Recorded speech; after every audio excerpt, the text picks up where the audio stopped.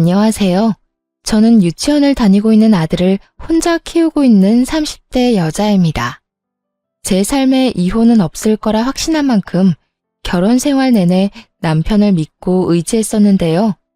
이런 저의 믿음과 확신이 무너지는 건 정말 한순간이더군요.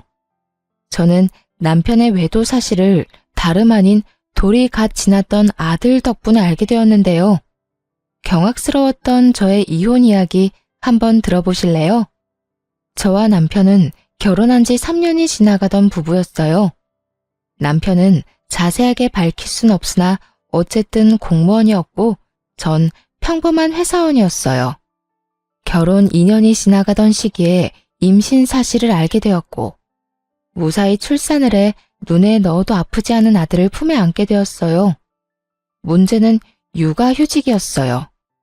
저희 회사에도 물론 육아휴직이란 제도가 있긴 했지만 아무래도 눈치가 보이는 상황이었고 그에 비해 남편은 육아휴직에 대해 너그러운 편이었죠.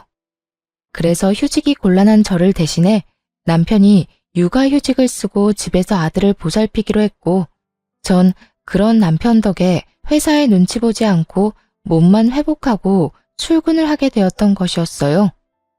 시댁에서는 이런 상황을 달갑게 여기진 않았는데 우리 가족을 보면 늘 기분 나쁜 말을 하곤 했죠. 남편이 사표를 낸 것도 아니고 그저 육아휴직을 냈을 뿐인데 꼭 저를 위해 회사를 아예 그만둬버린 것처럼 말이죠. 예로부터 남자는 나가서 일을 해야 어깨를 펴고 사는 법인데 무슨 여자가 돈을 벌겠다고 저 유난을 부리는지. 자고로 여자는 집에서 살림이나 해야지 밖으로 나돌면 안 되거늘. 에이 어머님, 요즘 집에서 그냥 쉬는 여자가 몇이나 된다고요. 요즘엔 다들 결혼하고 아기 낳아도 일 다니고 해요. 넌 내 아들 집에 들여앉히고 일 다니니까 내가 이런 말을 하는 거 아니니? 조선천지 어디에 남자가 애 본다고 집에서 있고 아녀자가 밖으로 나돌면서 돈을 번단 말이냐? 어머님, 아범이 아예 사표를 쓴 것도 아니고 육아휴직을 쓴 거라고요. 언제든 복직하고 싶으면 하면 된다고요. 그러니까 그렇게 나쁘게만 보지 마시고 이해 좀 해주세요. 어머님 저 볼 때마다 매번 그렇게 말하니까 저도 어머님 뵐 때마다 마음이 불편하다고요. 네 마음 편해지라고 나는 할 말도 하면 안 되니? 하여튼 이래서 안 되는 거다. 사회생활 좀 한다고 하늘 같은 시어머니한테 말대꾸나 해대고 말이야. 아무리 좋게 설명을 해도 끝은 매번 저 모양이니 저는 말을 섞고 싶지도 않아지더군요. 말이야 바른 말이라고 저라고 아직 엄마 손길이 필요한 아기를 두고 출근을 해야 하는 상황이 마냥 편한 상황은 아니잖아요. 물론 밖에서 사람을 만나는 저와는 달리 온종일 아기와 씨름하는 남편도 힘들겠지만 저 역시 몸도 편치 않은 상황에서 일하랴 집에 와서 살림하랴 보통 힘든 것이 아닌 상황이었죠. 하지만 남편이 절 위해 육아휴직까지 쓴 만큼 저 역시 그런 남편을 위해 최대한 힘든 티를 내지 않고 퇴근하고 나선 남편을 쉬게 하려 노력했는데 저딴 말이나 들으니 기분이 좋지만은 않은 상황이었죠. 거기에다 제 기분을 가장 상하게 했던 말은 다름 아닌 이 말이었어요. 여자는 밖으로 돌리면 사고치게 돼 있다고. 어디 가서 애 뭔 짓이나 하고 다니고 있는지 누가 알겠어? 남자, 외간 남자 말이다. 시모는 이미 제가 회사를 다니며 외도나 저지르고 다니는 여자 취급을 해댔고 저는 정말 제 몸에 카메라라도 달아서 제 치열한 하루를 보여주고 싶은 심정이었죠. 남편은 시댁에서 이런 말이 나올 때마다 이런 말을 하곤 했어요. 우리 부모님이 옛날 분들이라서 그래. 특히 엄마 사고방식이 조금 고지식해서 아마 그런 식으로 말씀하시는 걸 거야. 당신이 나가서 정말 그런 짓을 한다고 생각하는 게 아니라 그냥 말만 저렇게 하시는 것뿐이야. 멀쩡한 아들이 집에서 아기 보고 있다는 사실이 속상하셔서 하는 말이지 뭐. 그러니까 당신 너무 속상해하지 마. 마음에 담아두지도 말고 말이야. 제 마음을 달래주려고 하는 말인 걸 알면서도 계속해서 반복되는 말과 상황 앞에서 남편의 위로 섞인 변명을 들리지 않았고 저는 점점 마음이 상해갔어요. 그러던 어느 날 아들이 열감기에 걸려 고열이 나게 되었고 이 소식을 전해 들은 시모가 저에게 전화를 걸어 모든 것을 제 탓으로 돌리며 화를 내기 시작하더군요. 이래서 애는 엄마가 키워야 한다는 거야. 애 엄마라는 게 애는 뒷전이고 밖으로 나다닌다고 바쁘니 애가 감기나 걸리지. 가뜩이나 아픈 아들을 두고 출근하는 것이 마음도 편치 않고 아들과 남편에 대한 미안한 마음 때문에 눈물을 쏟아내고 싶은 심정인데 퇴근하고 집에 돌아오자마자 저딴 소리나 듣고 있으니 그야말로 폭발을 해버리고 말았어요. 어머님은 제 아들이 눈이 간지러워서 눈만 깜빡거려도 제 탓을 하실 건가요? 애들이 크다 보면 아프기도 하고 감기에 걸리면 열도 날 수 있는 일인데 그건 애가 크는 과정인 거지 누가 잘못하고 누가 틀려서 그런 일이 일어난 게 아니잖아요. 자연스럽고 당연한 일인데 왜 그걸 제 탓으로만 돌리세요? 저도요, 회사 다니고 싶어서 다니는 거 아니고요. 회사 다니고 싶은 남편 끌어다 앉힌 것도 아니라고요. 육아휴직을 먼저 내겠다고 말을 꺼낸 사람도 육아휴직을 결정한 사람도 다 남편이니 더는 저한테 이런 식으로 말하지 마세요. 너 이때까지 이렇게 할 말이 많은데 어떻게 참고 살았니? 입이 무거운 건지 속이 엉큼한 건지 알 수가 없구나. 시모는 있는 힘껏 말을 비꼬아대며 비아냥대고 있었고 저 역시 그런 시모에게 지지 않고 제 할 말을 해주었어요. 언젠간 그만하겠지 싶어 이때껏 참았는데 계속 참았다간 아들이 다 커서 장가 갈 때까지도 잘 되면 남편 덕분 뭐 하나라도 잘못되면 제 탓이라고 할 것 같아서 더는 참을 수가 없었네요. 넌 무슨 말을 그렇게 하니? 내가 또 언제 그렇게까지 네 탓만 했다고. 남들이 들으면 크게 오해하겠어. 난 전부 너를 걱정하는 마음의 한 말이었단다. 시모는 제가 한마디도 지지 않고 맞서자 그제야 한 발 물러서며 본인이 언제 그랬냐고 발뺌을 했고 전 그런 시모에게 조금 더 단호하게 경고 아닌 경고를 날려주었습니다. 어머님은 그런 의도가 아니었다고 한들 모든 걸 제 탓이라고 생각하고 절 미워한다고만 생각이 들었어요. 앞으로는 제가 이런 오해를 하지 않도록 어머님께서 조금 더 조심히 해주세요. 저 역시 그렇게 생각하지 않도록 노력할 테니까요. 그러면 들어가세요. 저는 그대로 전화를 끊어버렸고 남편은 그런 제가 심했다고 생각했는지 저에게 이렇게 말하더라고요. 꼭 그렇게까지 말했어야 했어. 엄마도 애가 아프니까 속상해서 하는 말이잖아. 이때까지 잘 참다가 갑자기 왜 그래? 내가 참기만 하면 어머님이 그만했을 것 같아? 아마 모르긴 몰라도 날 한평생 못 살게 굴었을 거라고. 난 절대 그렇게는 못 살아. 내가 무슨 죄를 지었다고 이런 말을 듣고 살아야 해? 당신이 나서서 막아줄 거 아니면 앞으로 아무 말도 하지 말고 지켜나 봐. 제가 이런 식으로 단호하게 말하자 남편도 가만히 있어주더라고요. 남편은 알았던 거죠. 제가 한 번 아니라고 생각하고 화가 나면 말릴 수 없다는 걸 말이죠. 남편은 더는 이 일을 입에 올리는 일은 없었고 시모 역시 여전히 저를 싫어하는 티가 나긴 했지만 모든 것을 제 탓으로 돌리는 태도는 점차 줄어들더군요. 그렇게 1년이라는 시간이 지났고 무사히 아들의 돌잔치를 마치고 난 얼마 뒤였어요. 남편은 슬슬 복직하고자 하고 있었고 아들을 잃은 시기에 어린이집을 보내야 한다는 사실을 친정엄마가 알게 된 모양이에요. 아이가 조금 더 클 때까진 봐주신다고 먼저 말해주셔서 한숨 돌린 상황이었죠.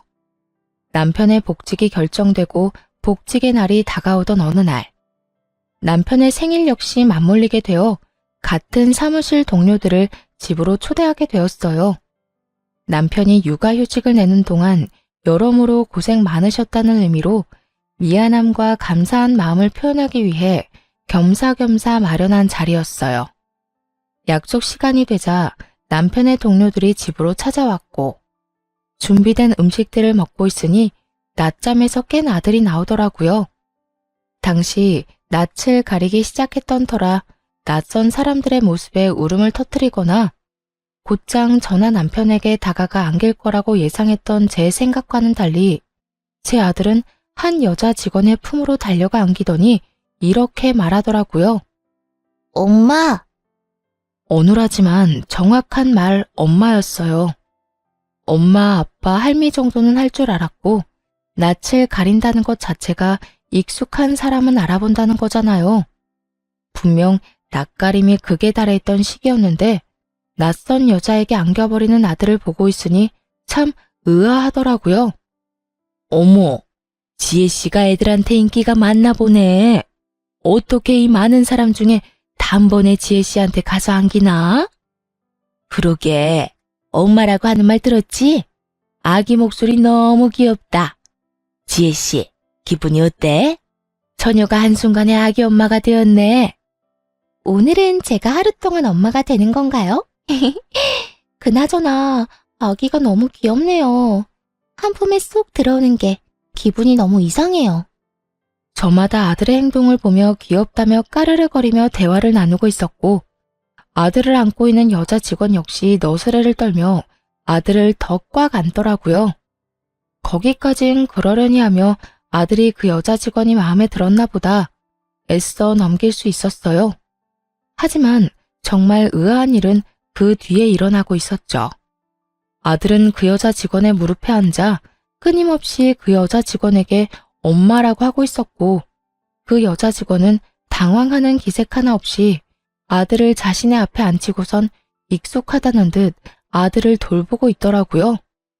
아들이 가장 좋아하는 발바닥 주물러주기부터 해서 울다가도 바나나만 주면 뚝 그치는 아이한테 바나나까지 먹이고 있었어요.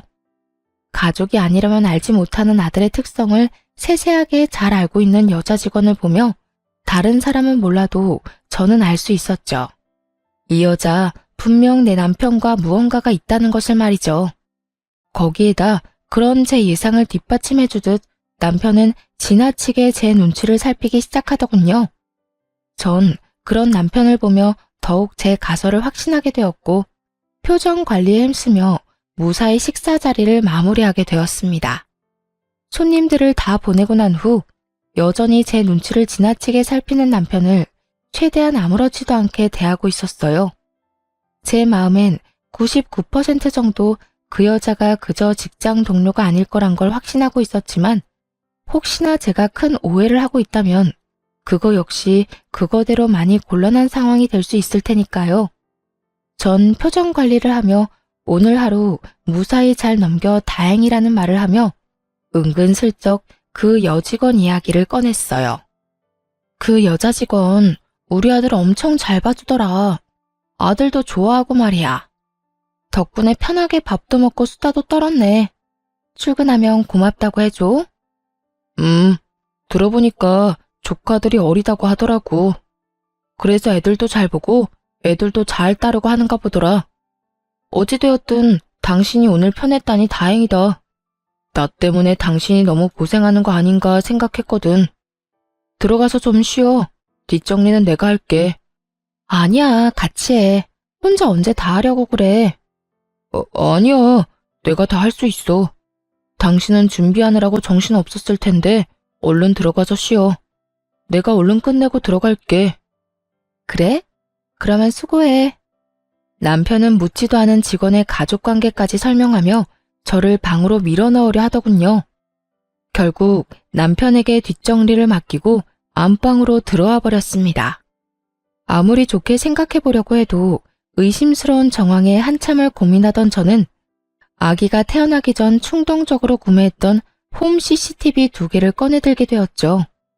무선으로 몰래 숨기기 좋아 보였거든요. 하나는 남편이 거실을 치우는 사이 아기 수납장 맨 위 인형들 사이에 숨겼고 하나는 남편이 자는 사이 거실에 있는 수납장 안에 숨겨두었죠. 아예 신경을 쓰지 않고 보면 아무도 눈치채지 못할 정도로 몇 번이고 확인했고 그렇게 아무 일도 아무것도 모르는 척 일상생활을 잘하고 지냈죠. 어느덧 남편의 복직 일주일 전으로 다가왔지만 그때까진 아무리 CCTV를 살펴봐도 그 어떠한 의심스러운 장면이 없더라고요. 의심스럽기는커녕 아들을 보느라 고생인 남편을 보는데 안쓰러운 마음마저 들었어요. 남편은 긴 시간 외출하는 일이 거의 없었고 해봤자 아이와 함께 잠시 단지 내에 산책하러 간다거나 아이와 외출 시간이 길다 싶으면 함께 장을 봐서 오는 듯 양손 가득 먹거리를 사들고 들어오더라고요. 그런 남편의 생활을 지켜보고 있자니 괜한 사람을 오해한 것 같아 죄책감마저 느껴지더라고요. 그런 생각이 드니 이 모든 것이 무슨 짓인가 하는 생각이 들며 집에 숨겨왔던 CCTV를 치워야겠다고 마음먹은 어느 날이었어요. 그날은 의도치 않은 야근이 생겨 저녁 10시가 넘어가도록 퇴근을 못하던 날이었어요. 남편에겐 야근 때문에 많이 늦을 것 같다고 말해놓고 아이가 잘 있는지 틈틈이 휴대폰으로 챙겨보고 있었죠. 그런데 그날따라 남편의 행동이 수상하더라고요. 평소엔 편한 차림으로 집에서 지내던 사람인데 그날따라 옷을 신경 쓴다 싶더니 이곳저곳 다니며 탈취제를 뿌리질 않나. 또 심지어는 손도 대지 않던 화장실 청소까지 하기 시작하더군요. 이불을 터는 모습이 보이기도 했고요. 정말 이상하다는 생각이 들던 그때 저녁 7시쯤 집에 누군가 찾아온 듯 했고 그 누군가는 저의 예상대로 그 여자였어요.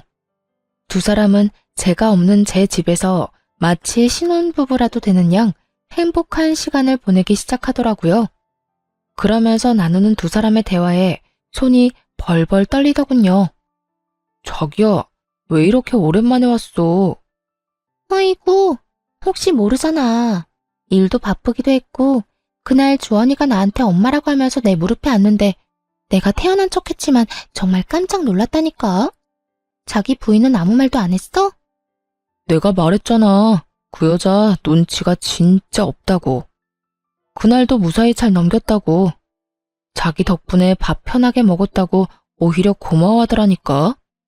그나저나 나도 깜짝 놀랐지 뭐야. 엄마라고 하라고 시키긴 했지만 집사람 앞에서도 자기한테 엄마라고 할 줄은 전혀 몰랐잖아. 남편은 아들의 머리카락을 쓰다듬으며 상간녀를 보고 웃고 있었고 상간녀 역시 남편과 눈을 마주하며 웃는가 싶더니 아들을 끌어안고 경악스러운 말을 하기 시작했어요. 그러니까 우리 주원이가 참 똑똑하다니까. 주원아, 엄마 해봐. 엄마. 그래 주원아, 지금부터 익혀둬. 네 엄마가 될 수도 있으니까 말이야. 남편과 상간녀는 제 아들을 붙잡고 엄마라고 말하라며 시키고 있었고 아직 아무것도 모르는 아들은 그저 맑게 웃고 있더라고요. 그 모습을 보는데 정말 눈이 돌아버릴 것만 같은 기분이었어요. 그게 끝이 아니에요. 상간녀는 옷방으로 들어가 편한 옷까지 갈아입고 나와선 집 주인인 척 행세를 하는데 정말 집으로 당장 뛰어가고 싶은 심정이었어요. 그 모든 장면을 보는데 왜 제 아들이 상간녀에게 엄마라고 부르며 살갑게 굴었는지 알 것만 같더라고요. 기특하고 똑똑하다며 아들에게 관심을 주는 것도 잠시. 둘만의 시간을 보내기 시작하자 아들은 방에서 혼자 놀고 있으라며 뒷전이 되어버렸고 두 사람은 그저 세상에 둘만 남은 사람처럼 시간을 보내더군요. 그런데 자기야, 자기 정말 이혼할 거야? 너? 자기가 원하면 이혼이든 뭐든 다 할 수 있지. 자기는 내가 이혼하고 자기랑 살았으면 좋겠어? 나야 그러면 좋지. 이혼을 하더라도 최대한 조용하게 잡음 없이 해야 해. 당신 부인이 알면 위자료는 둘째치고 우리 일에도 지장이 생길 수도 있다고. 그래, 나도 알아. 그런데 집사람은 걱정도 하지 마. 지금쯤 아무것도 모르고 열심히 일만 하고 있을 테니까 말이야. 어쨌든 나도 조용히 빠르게 이혼할 수 있는 방법을 찾고 있으니까 조금만 더 기다려줘. 당연하지.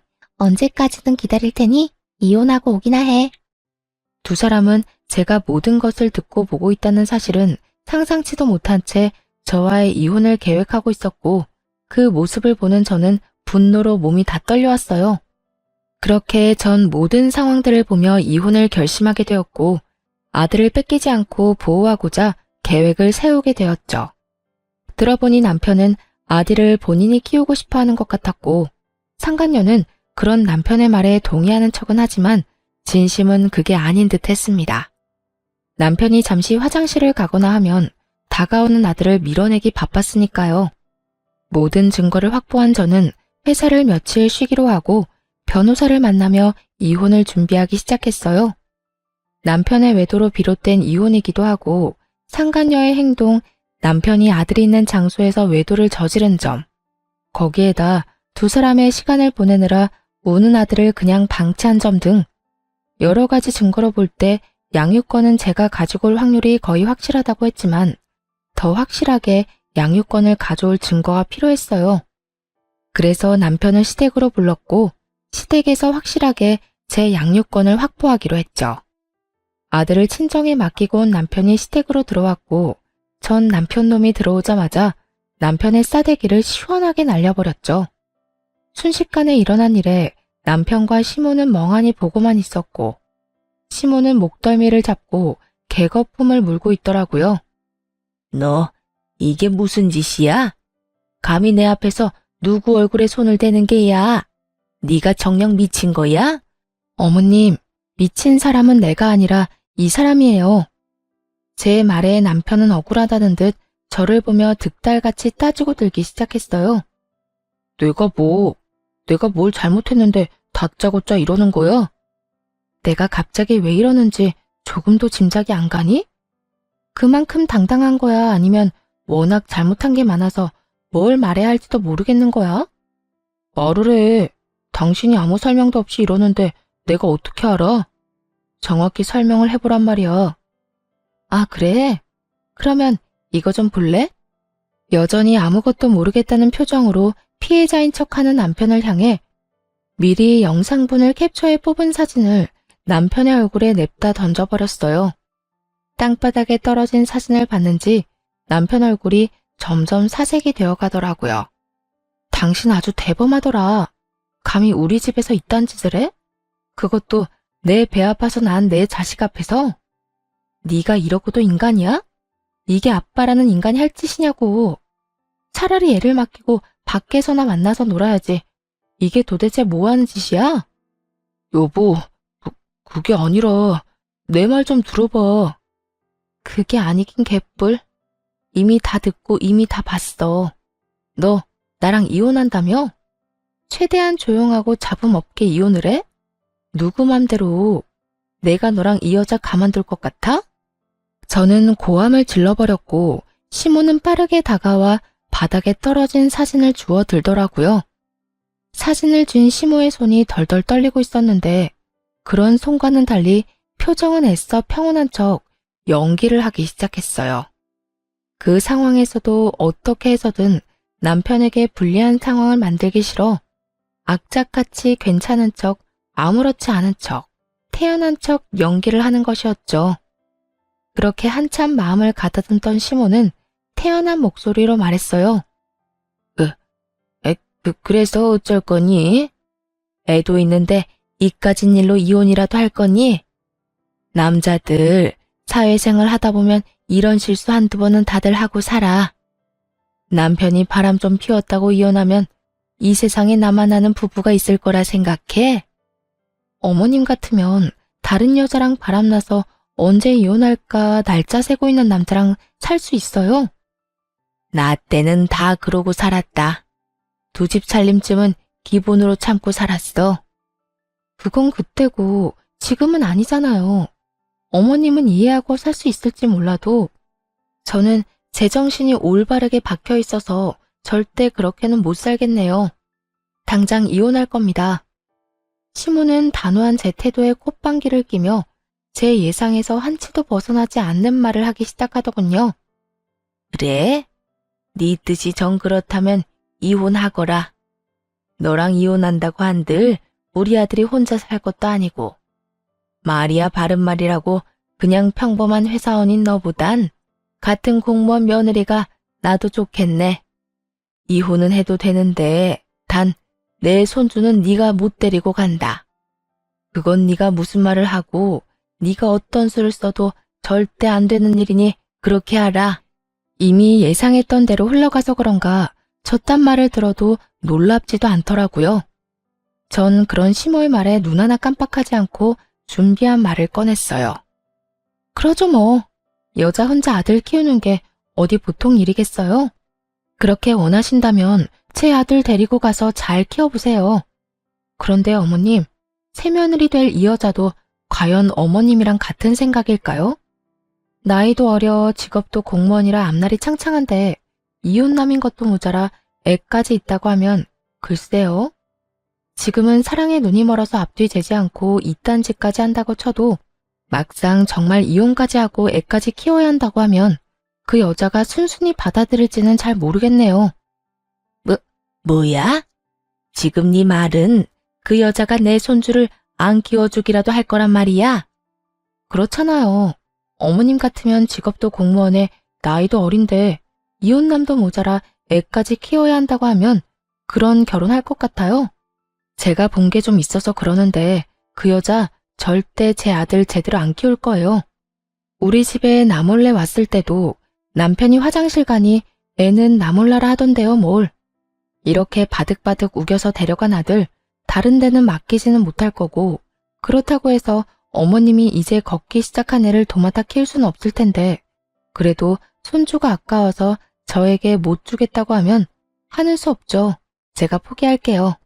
시모는 제 말을 가만히 듣고 있더니 일리가 있다 싶었는지 순식간에 말을 뒤집더군요. 아, 아니다. 모름지기 애는 엄마가 키워야 하는 게야. 나야 물론 내 새끼 곁에 두고 보면 좋겠지만 어디 내 생각만 할 수 있니? 우리 손주를 위해서 이 할미가 포기할 건 포기해야지 뭐. 시모의 말에 남편이 나서 그럴 순 없다고 했지만 그 역시도 아들 혼삭기를 막을까 걱정됐던 시모가 득달같이 반박하고 나서주더군요. 그래도 애를 어떻게 보내? 난 내 아들이랑 같이 살 거야. 내 아들이랑 떨어져 살기 싫다고. 이 녀석아, 조용하지 못해? 애야 한 번씩 보면 되지만 넌 이혼해서 혼자 어떻게 살 거야? 한평생 외롭게 살 거야? 그건 걱정하지 마. 지혜가 우리 아들 자기 자식처럼 키워준다고 했다고. 그걸 다 믿어?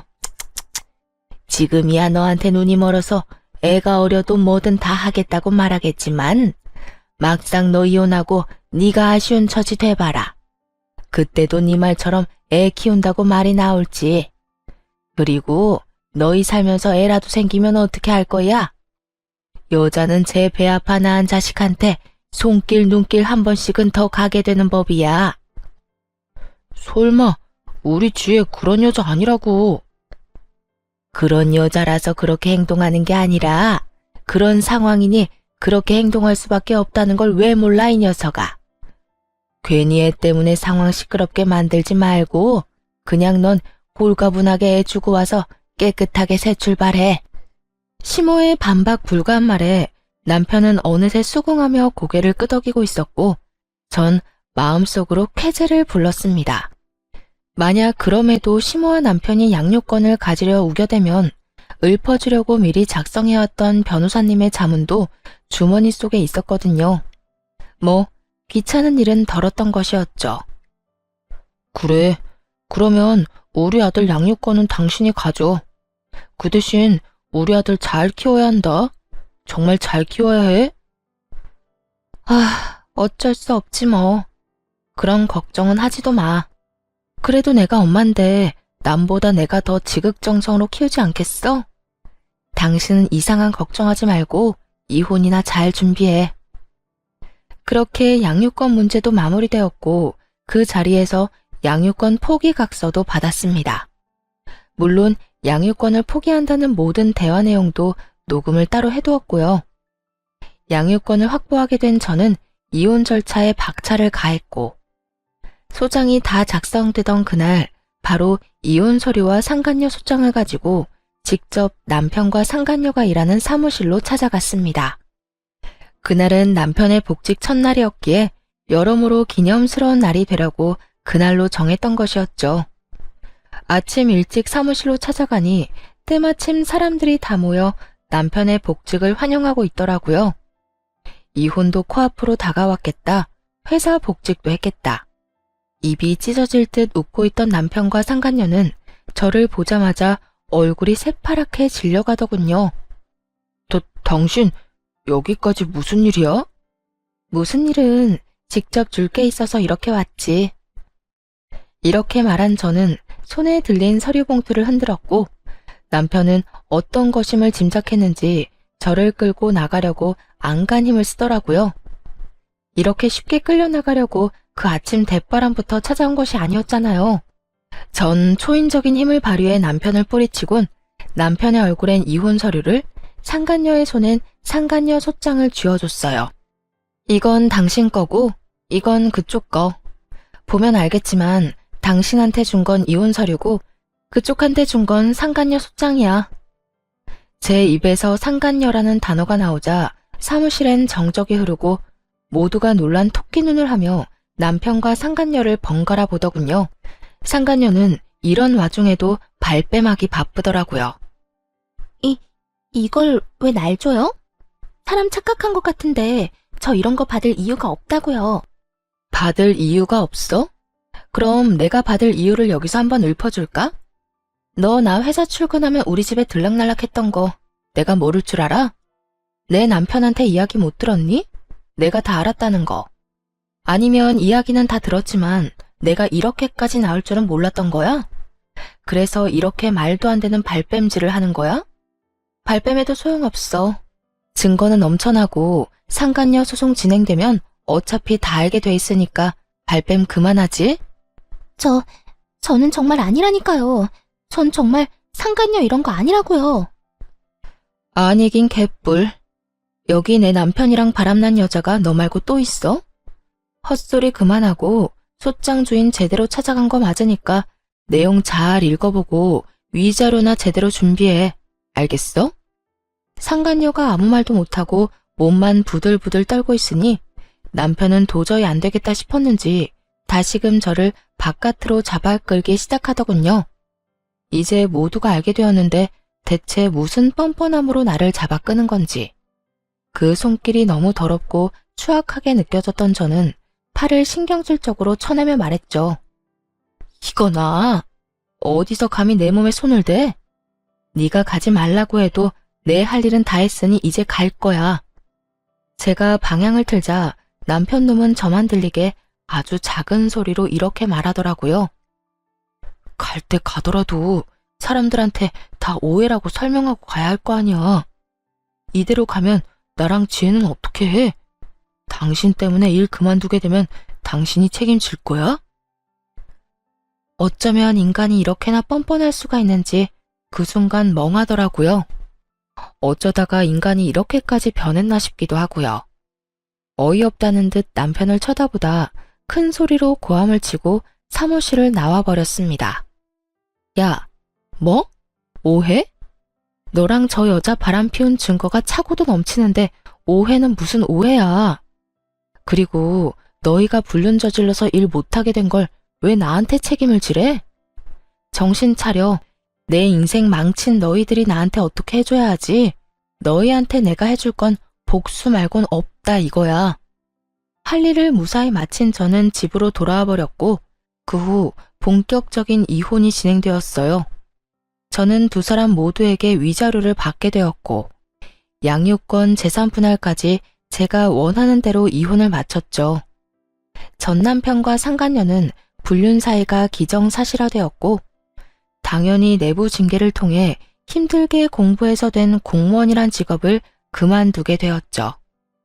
그렇게 직업만큼은 지키고 싶어 하더니 제 계획대로 다 이루어져서 얼마나 기뻤는지 모릅니다. 재판을 통해 이혼이 확정되는 날 전 남편과 상간녀가 백수신세가 되었단 걸 알았는지 시모에게 전화가 와 온갖 악담을 퍼부어대더군요. 네가 그러고도 사람이야? 그냥 조용히 이혼이나 하면 되지. 거길 왜 찾아가서 우리 귀한 애들 백수로 만들고 난리야? 너 어떻게 책임질 거야? 우리 아들이 몇 년을 공부해서 어떻게 된 공무원인데? 네가 다 책임져. 네가 다 책임지라고. 내 진짜 개념 없는 아줌마인 건 알고 있었지만 이 정도인 줄은 몰랐네. 잘못을 했으니 그 모양 그 꼴이 된 걸 왜 나한테 책임지래요? 공무원이나 되는 양반이 불륜 저지르고 조강지쳐 버릴 생각이나 하니까 그 모양 그 꼴이 된 거라고요. 너 지금 말 다 했니? 개념이 없어?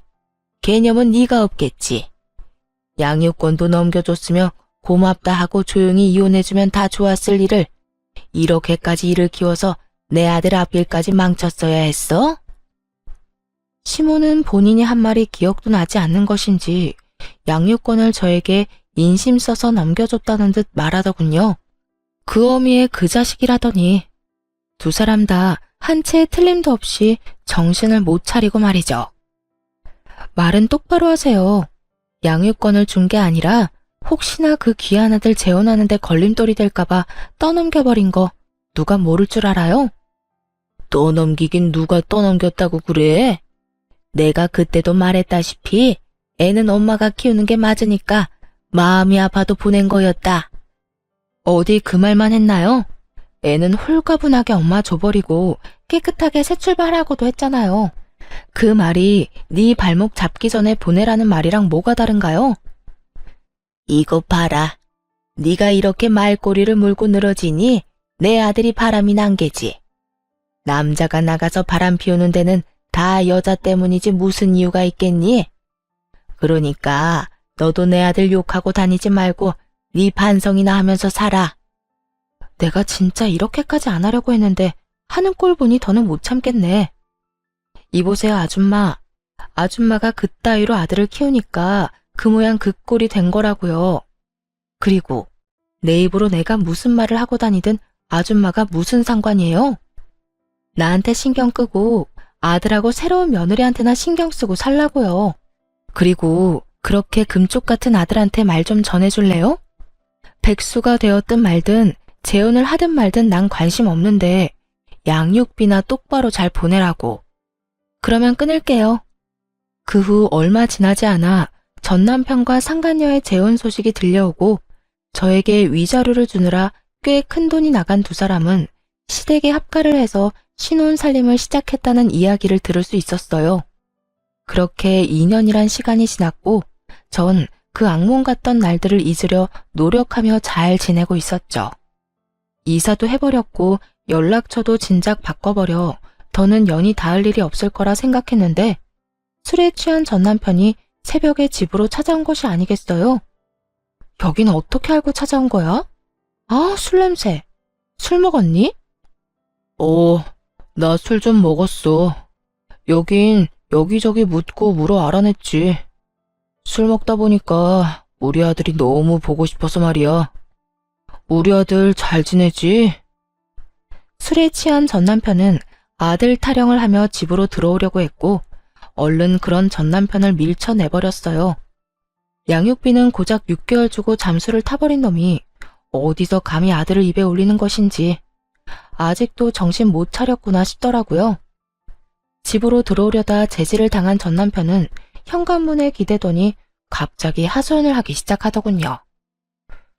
나 와이프랑 하루가 멀다고 싸운다. 요즘 같아선 이렇게 싸우려고 그 꼴을 다 보고 재혼을 했나 싶다니까. 그렇게 좋아 죽어서 아들까지 버리고 이혼했으면 보란듯이 잘 살기나 하지 싸우기는 왜 싸워? 그러게나 말이다. 내가 두 여자 사이에서 피말라 죽을 것만 같아. 엄마는 엄마대로 잘 살고 있는 아들 인생 말아먹은 여자라고 와이프 구박하고 와이프는 와이프대로 멀쩡한 처녀 꼬셔서 이 모양 이 꼴로 살게 만든 게 누군데 누구 보고 책임 전가하냐고 따져묻고 어느 사람도 지려고 하질 않는다니까. 그렇게 싸우고 나면 그 화를 우리 방까지 가지고 와서 나한테 짜증을 내니 우리도 싸우게 되고 내가 요즘 정말 미치겠다. 전 남편은 웃기지도 않게 저에게 부부싸움을 한 이야기를 꺼내더군요. 그래서 요즘 그렇게 싸운다고 하소연이나 하려고 찾아왔니? 그것도 이 새벽에? 아니, 그렇게 힘들다 보니 우리 아들이 너무 보고 싶더라고. 그래서 찾아왔지. 그래서 말인데 잠시 얼굴만 좀 보여주라. 응? 밀고 들어오려는 전 남편을 최선을 다해 막아서며 양육비 이야기를 꺼냈죠. 얼굴 같은 소리 하네. 내가 너 양육비 청구 소송하려다가 네 인생이 불쌍해서 참고 있는 거야. 이때껏 밀린 양육비 일시불로 내놓을 거 아니면 헛소리 하지 말고 얼른 가라. 아랑곳하지 않고 술주정을 부리기 시작하더군요. 이미 정신이 나가버린 상태인 듯했고 주머니를 뒤져 전 남편의 휴대전화로 상간녀에게 전화를 걸었어요. 지금 시간이 몇 시인데 안 들어오고 뭐해? 그러게, 지금 시간이 몇 시인데 네 남편 지금 우리 집 현관문 앞에 퍼지고 앉아서 술주정 부리고 있다. 얼른 와서 좀 치워줄래? 제 말에 상간녀는 노발대발하며 고함을 질러댔고 전 주소를 알려주며 그렇게 고함을 지를 시간에 얼른 와서 이 인간 쓰레기나 빨리 치우라고 해버렸죠. 그렇게 전화를 끊고 얼마 지나지 않자 임신을 했는지 배가 꽤 나온 상간녀가 화를 내며 오더라고요. 이게 도대체 무슨 일이야? 두 사람 나 몰래 만나고 있었어요? 두 사람 재결합이라도 하기로 했냐고. 내가 미쳤어? 이딴 인간이랑 재결합하게. 그러면 내 남편이 왜 여기 있어요, 왜? 나한테 복수라도 하려고 내 남편 끌어들였어요? 너도 당해봐라 이거냐고요. 야, 가지라고 해도 안 가고 오라고 한 적도 없거든? 알려준 적도 없는 집 찾아와서 이러는데 나보고 어쩌라는 거야?